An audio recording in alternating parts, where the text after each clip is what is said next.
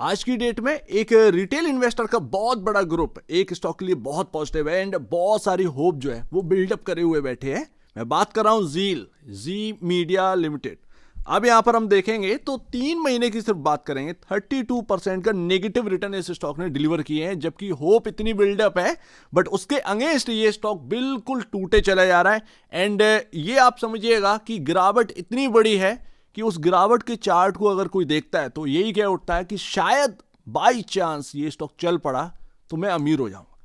And Nifty media के comparison, क्योंकि Nifty media ने, मैं रियल बता रहा हूं, मार्केट चला पर मार्केट चलने के बाद भी ये इंडेक्स ने रिटर्न दिए ही नहीं। इस इंडेक्स के जो कंपोनेंट्स हैं उन्होंने कुछ भी रिटर्न नहीं दिया।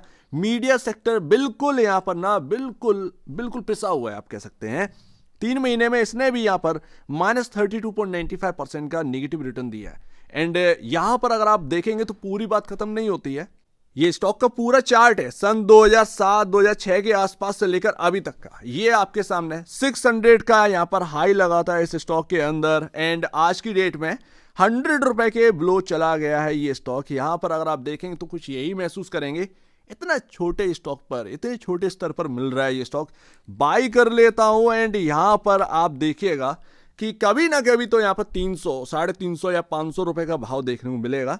एंड यहां पर जो है मल्टी बैगर ये स्टॉक मेरे लिए साबित होगा। बट बहुत सारी बातें जो कि करनी पड़ेंगी। मार्केट फॉल हो रहा है, ऐसे में लोग अपना देख रहे हैं, बट ऐसा ना हो कि आप कुछ गलत चुन लें एंड मार्केट तो रिकवर हो बट आपका स्टॉक ना चल पाए, आपको रिटर्न ना मिल पाए। एंड देखो भाई, सेल्स में यहां पर कमी देखने को नहीं मिलती है, लगातार यहां पर कंटिन्यू एक इनलाइन नंबर्स हमारे सामने आ रहे हैं सेल्स के। चलो कोई प्रॉब्लम की बात नहीं है। ऑपरेटिंग प्रॉफिट भी जो है वो ठीक ठाक बना हुआ है, एक इनलाइन जिस तरीके से सेल्स है वैसे ही यहां पर हमें जो है ऑपरेटिंग प्रॉफिट देखने को मिला है। मार्जिन से यहां पर जो है ना 16% के आसपास बने हुए हैं, यहां तक कोई दिक्कत लगती नहीं है। वही जब प्रॉफिट देखते हैं तो यहां पर प्रॉफिटेबल है भाई। क्वार्टरली नंबर्स यहां पर टैक्स काटने के बाद यहां पर प्रॉफिट डिलीवर कर रहे हैं, तो इससे बढ़िया और क्या है। तो यानी कि विन विन सिचुएशन है। एक तो भारी गिरावट है बट यहां पर नेट प्रॉफिट भी है, तो यहां पर विन विन सिचुएशन नजर आ रही होगी। बट लेकिन कुछ तो कमी है, ये आपका ईयरली नंबर्स है, यानी कि एनुअल प्रॉफिट आपका कितना। उससे पहले आप देखेंगे आज की डेट में ये आपका 2024 मार्च के हिसाब से यहां पर नेट प्रॉफिट है 141 करोड़ रुपए का। उससे पहले आप देखेंगे तो कभी प्रॉफिट कुछ इस तरीके से आता है 2200, 1800, 1600, कुछ मतलब इस तरीके की प्रॉफिटेबिलिटी थी, जो कि आज की डेट में प्रॉफिटेबिलिटी बिल्कुल टूट चुकी है, बिल्कुल गिर चुकी है। एंड दैट्स वाई ये स्टॉक परफॉर्म नहीं कर पा रहे, कोई रिटर्न इस स्टॉक से मिल नहीं रहा है, क्योंकि पहले जैसी स्थिति नहीं रही है। आप देखेंगे प्रॉफिटेबिलिटी का आंकड़ा बिल्कुल गिर चुका है, तो ऐसे में आपका वैल्यू क्या बनेगा। एक अच्छी बात यह लगती है कि जी एंटरटेनमेंट का यहां पर जो डेट की बात करें, कर्ज की बात करें, 155 करोड़ रुपए का कर्ज है। 155 करोड़ रुपए का कर्ज है, तो वो कोई बहुत ज्यादा नहीं है, यानी कि कंपनी ऑलमोस्ट डेट फ्री है। तो ये एक अच्छा यहां पर बात लगती है, कोई भी प्रॉब्लम यहां पर नजर नहीं आ रही है। कम से कम डेट फ्री तो है, भले ही यहां पर फाइनेंशियल खराब हुए हो, लेकिन डेट फ्री होना बहुत अच्छी बात। एंड वही हम रिजर्व की बात करें तो रिजर्व भी बढ़े पड़े हैं। आप देखेंगे सितंबर 2024, दिसंबर का डेटा अभी आया नहीं है, 11,161 करोड़ का रिजर्व है इनके पास।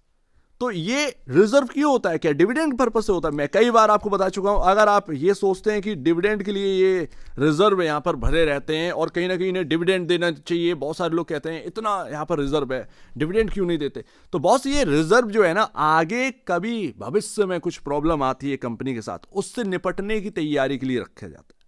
ठीक है, ऐसा नहीं है कि रिजर्व है आपने जो है डिविडेंड बांटना स्टार्ट कर दिया। वो आईटी कंपनी का अलग है, बिकॉज ऑफ आईटी कंपनी में केपेक्स नहीं करना पड़ता, ठीक है ना, केपेक्स नहीं करना पड़ता है एंड वहां पर पैसा बेशुमार है, तो वहां पर इन्वेस्टर्स को डिविडेंड और बहुत सारी चीजें चलती रहती हैं।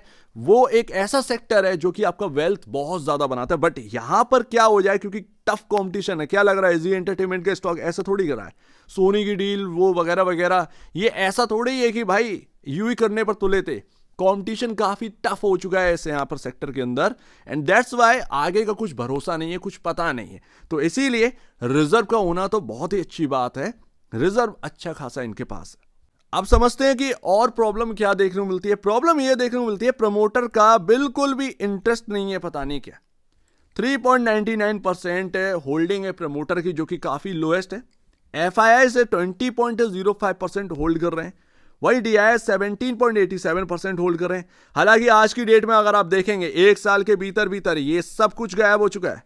35% FIIs ओन करते थे, 42% DIS ओन करते थे। आज की डेट में 20%, 17.87%। ये थोड़ा सा नेगेटिव पॉइंट है, प्लस प्रमोटर के साथ प्रमोटर का खुद का इंटरेस्ट नहीं देखने को मिल रहा, तो ये एक समस्या है। शायद इसकी वजह से आपका स्टॉक एक रिकवर नहीं हो पा रहा है, चल नहीं पा रहा है। उसके बाद आ जाते हैं पब्लिक पर। पब्लिक कभी 24% ओन करती, सडनली उसकी स्टेक इतनी बढ़ गई कि कंपनी का प्रमोटर जो है वो पब्लिक बन चुका है सही मायने में। 57.96%, यानी कि एक मेजॉरिटी स्टेक आज की डेट में पब्लिक रिटेल शेयर होल्डर्स के पास पहुंच चुकी। एंड लास्ट, तो देखिए सब कुछ चंगा सी जैसा खेल लगता है, लेकिन इतना आसान नहीं। टफ है कंपटीशन। अब आज की डेट में जिस तरीके से मीडिया चेंज हो रहा है, उस हिसाब से इनको भी चेंज होना पड़ेगा एंड अपना कंटेंट भी चेंज करना पड़ेगा, बिकॉज ऑफ कंटेंट मैटर करता है। वही बात यहां पर आ जाती है। शायद यहां पर ना मैनेजमेंट अपने आप को बदले, ठीक तरीके से काम हो। जहां तक बात रही स्टॉक की, हाँ भैया स्टॉक सस्ता हो चुका है। 600 वाला आपका 93 पर बिक रहा है। इसका जो लोएस्ट लेवल लगा था वो लमसम 70 रुपए या 60 रुपए के आसपास था, ऑल टाइम लो। क्या ये स्टॉक वहां तक जाने की कोशिश कर रहा है? मुझे पता नहीं, सिंपल सी बात है। बट मैं यहां पर यह समझ रहा हूं कि इसके अंदर 2024 से आपका 200 रुपए से गिरावट स्टार्ट हुई थी एंड तब से ये लगातार चली रही है।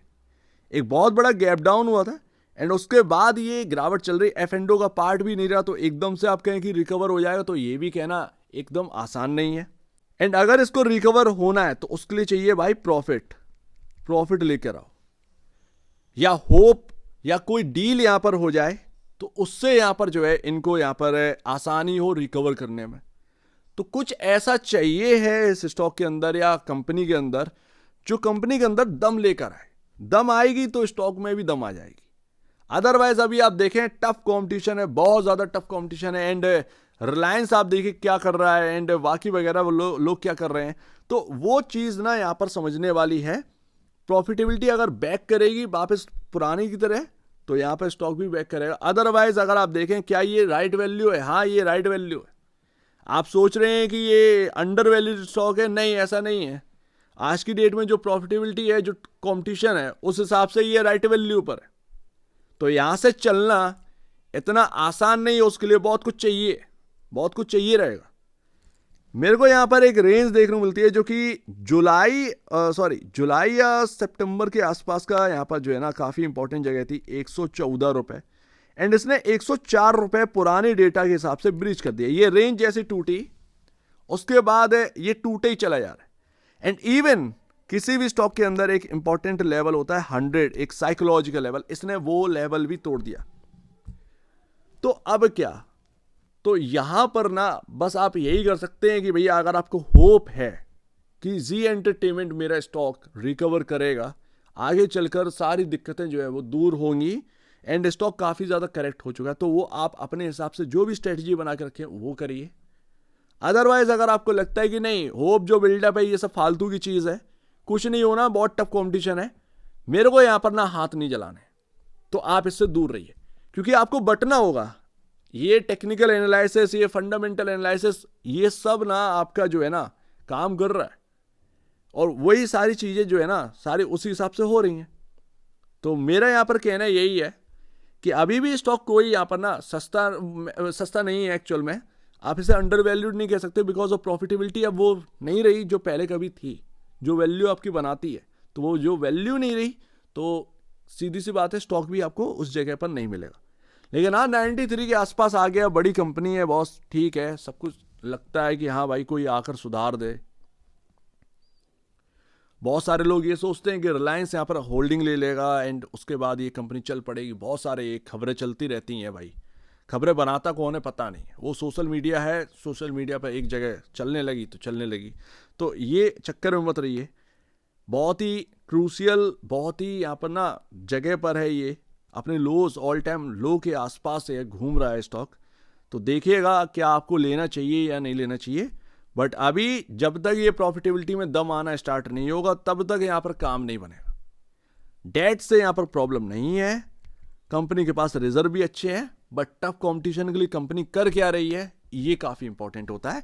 एंड यही आपका ना बताएगा कि ये 93 वाला 70 रहना है या 60 रहना है, या ये 93 वाला आपका 140 होगा या 240 होगा या 300 रुपये होगा।